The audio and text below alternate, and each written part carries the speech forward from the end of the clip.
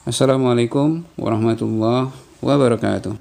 Jangankan bunuh diri, mengharapkan kematian aja dalam Islam nggak boleh. Apapun kondisinya, jangan pernah mengharapkan kematian. Ketika kita menghadapi musibah yang sulit, dalam kondisi yang terjepit, katakan sakit yang tiada tertahan. Bisa aja ketika seseorang itu sakit, cari kesana kemari, obat nggak dapat, sakit nggak tertahan. Mungkin ketika yang sakit ini orang tua, anak-anak juga jadi morat-marit, ribut, saling nggak ribut siapa yang menjaga. Mungkin juga dengan kondisi ekonomi yang sulit, hutang sudah sana sini, semua sudah menjepit, kebutuhan anak meningkat, atau ada masalah yang tidak teratasi, atau beban moral, malu yang tiada terkira, yang gak bisa lagi ditahan. Mungkin pada saat-saat kondisi seperti itu terlintas ingin mengharapkan kematian. Tapi sebenarnya dalam Islam jangan pernah mengharapkan kematian. Karena apa?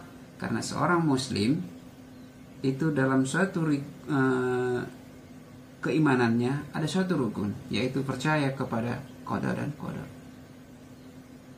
Oleh karenanya lebih baik kita untuk berharap selalu diberikan umur yang panjang, karena ada keutamaan-keutamaan di situ. Di samping itu justru ada kerugian, ada ancaman jika kita termasuk orang yang mengharapkan kematian. Karena jangan pernah mengharapkan kematian. Ini pernah disebutkan seorang sahabat, yaitu Anas bin Malik. Siapa nggak kenal beliau? Seorang sahabat yang dari kecil sudah mendampingi Rasulullah SAW. Beliau menyebutkan, kalaulah aku tidak mendengar dari Rasulullah SAW bersabda, janganlah kalian mengharapkan kematian, niscaya aku akan mengharapkannya. Itu ada disebutkan di Sahih Al-Bukhari.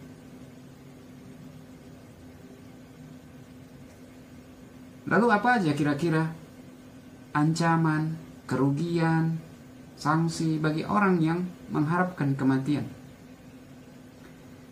Disebutkan Nabi SAW, ini ada dalam Musnad Ahmad dari riwayatnya Jabir bin Abdullah.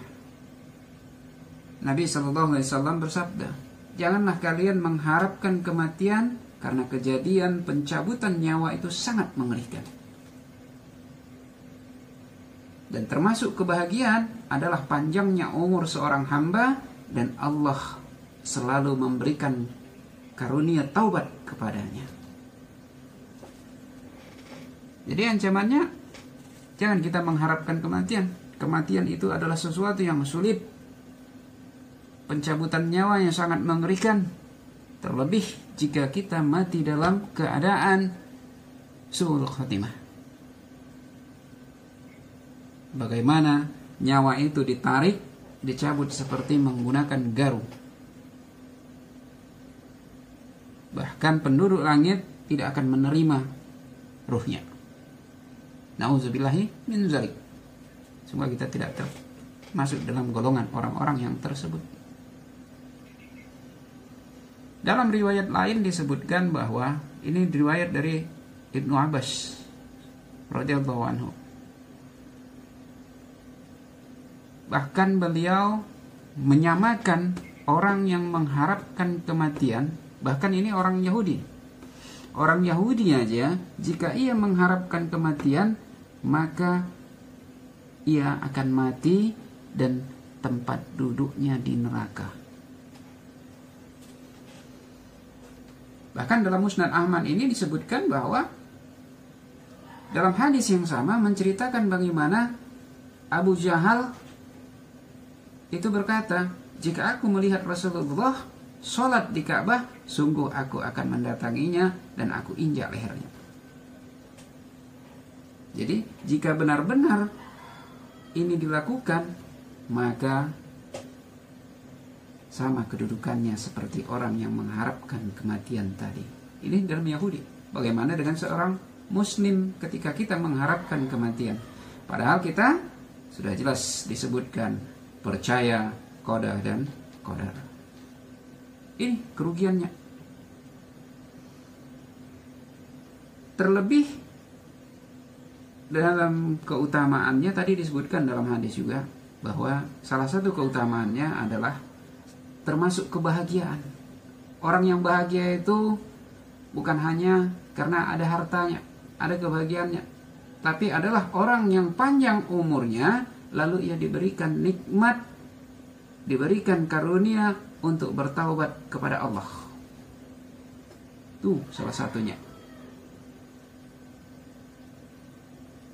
Lalu apa lagi? Ada hal-hal yang lain, ada takdir yang mungkin lebih baik yang tidak kita sadari. Kenapa gitu? Ini ada seorang sahabat. Ini ada riwayatnya di dalam Sunan At-Tirmidzi. Hadisnya disebutkan Imam At-Tirmidzi atau Abu Isa itu menyebutkan hasan sahih hadisnya ini. Yaitu Harisah, dia datang menemui sahabat Khobab yang ketika itu dia telah berobat dengan cara kai pada perutnya.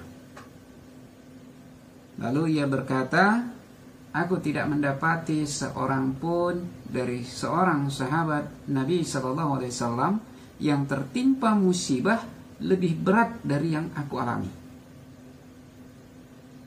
Dahulu pada zaman Nabi SAW, aku pernah tidak memiliki uang walaupun hanya 1 dirham.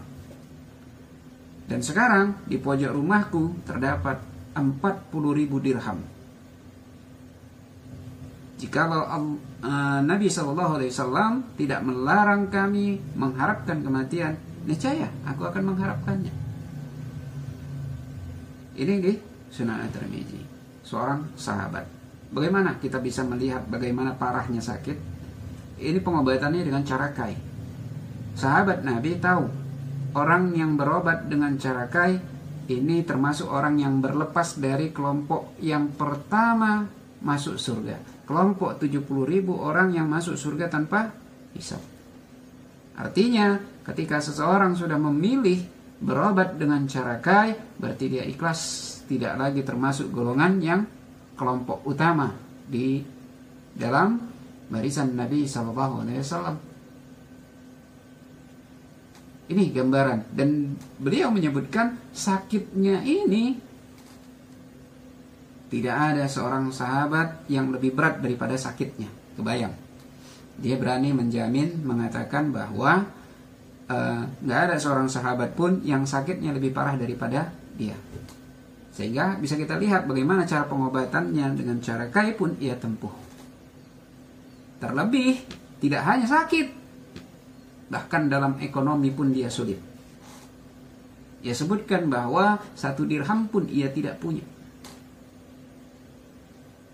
Tapi ketika dia tidak mengharapkan kematian walaupun dalam keadaan sulit, sakit yang parah, Allah angkat derajatnya, Allah tambah rezekinya. Dia sebutkan di pojok rumahnya terdapat 40.000 dirham. Bayang, itu di pojok rumah. Ini dua keutamaan bahwa Allah akan naikkan derajatnya. Yang pertama tadi, Allah beri kebahagiaan berupa taubat. Lalu apa keuntungan selanjutnya? Apa keutamaan selanjutnya? Ini bisa kita lihat di Sahih Al-Bukhari nomor hadis 6694. Sahih Al-Bukhari. Riwayat dari Abu Hurairah, Nabi SAW bersabda, janganlah salah seorang dari kalian mengharapkan kematian. Kalaulah dia orang baik, siapa tahu dia bisa meningkatkan kebaikannya, bisa menambah kebaikannya. Kalaulah dia jahat, siapa tahu itu bisa menjadikan penangguhannya, bisa menjadi jalan untuk dia bertaubat. Jadi orang yang tidak mengharapkan kematian, maka ketika dia orang baik, maka derajatnya akan bisa dinaikkan, akan ditambah kebaikannya. Kalau dia orang jahat, insya Allah ia akan diberikan kesempatan untuk bertaubat. Beruntung orang yang ketika meninggal, dia tidak ada lagi dosa yang dibawanya bersamanya ketika kematian. Itu 3 keutamaan daripada orang yang tidak mengharapkan kematian. Namun jangan disamakan orang yang mengharapkan kematian dalam kondisi sulit, dalam kondisi parah, dalam keadaan ekonomi yang sulit, dengan orang yang mengharapkan kematian, orang yang mengharapkan syahid ketika pergi perang. Itu hal yang berbeda. Karena ada beberapa sahabat itu ketika berperang malah berharap dia, semoga aku nanti syahid di perang ini. Itu 2 hal yang berbeda. Bahkan keutamaannya disebutkan, orang yang mengharapkan kematian ketika berperang itu digambarkan Nabi SAW akan sama dengan orang yang terbaik, sebaik-baik orang pada zaman nanti, dengan orang yang mengharapkan kematian ketika berperang di jalan Allah. Jadi Nabi SAW bersabda, ini riwayatnya dari Abu Hurairah, ada di Musnad Ahmad, sungguh akan datang suatu zaman kepada manusia, sebaik-baik manusia pada masa itu akan sejajar dengan seorang laki-laki yang mengambil tali kekang kudanya di jalan Allah. Setiap kali mendengar musuh, ia duduk dengan gagah di atas kudanya, saya menghadang, mengharap kematian. Ini Nabi SAW gambarkan. Jadi akan datang zaman, orang yang terbaik di zaman itu setara, sama, sejajar seperti orang yang berperang di jalan Allah, mengharapkan kematian. Jadi nggak bisa disamakan antara orang yang ketika menghadapi kondisi sulit, musibah yang sangat tidak bisa ditolerir menurutnya, atau kondisi sakit yang tidak tertahan, ekonomi yang failit, ataupun beban moral, malu yang tiada terkira, beda. Lalu bagaimana ketika kita menghadapi kondisi yang sulit tersebut? Musibah yang parah, sakit yang tidak tertahankan. Nabi SAW pernah menyebutkan, janganlah kalian mengharapkan kematian karena musibah yang dideritanya.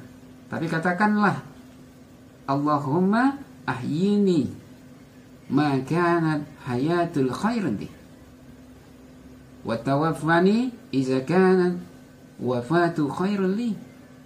Ya Allah, hidupkan aku jika hidup ini baik bagiku, dan wafatkan aku jika wafat itu baik bagiku.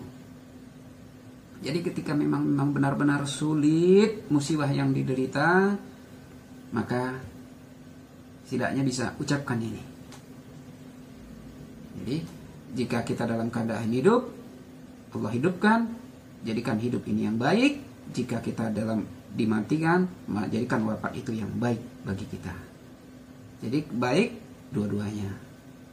Tidak kita mengharapkan kematian. Ini yang diajarkan Nabi SAW. Jadi jelas dalam Islam itu mengharapkan kematian aja nggak boleh, apalagi bunuh diri. Makanya orang yang bunuh diri itu lebih parah lagi daripada ini. Oleh karena itu, semoga mudah-mudahan kita bisa menjadikan pelajaran iktibar dalam riwayat-riwayat hadis Nabi yang menyebutkan bahwa larangan kita untuk mengharapkan kematian. Mudah-mudahan bermanfaat bagi kita semua, terutama bagi saya pribadi. Adapun salah dan kurang, saya mohon maaf. Adapun yang benar itu datangnya dari Allah. Assalamualaikum warahmatullahi wabarakatuh.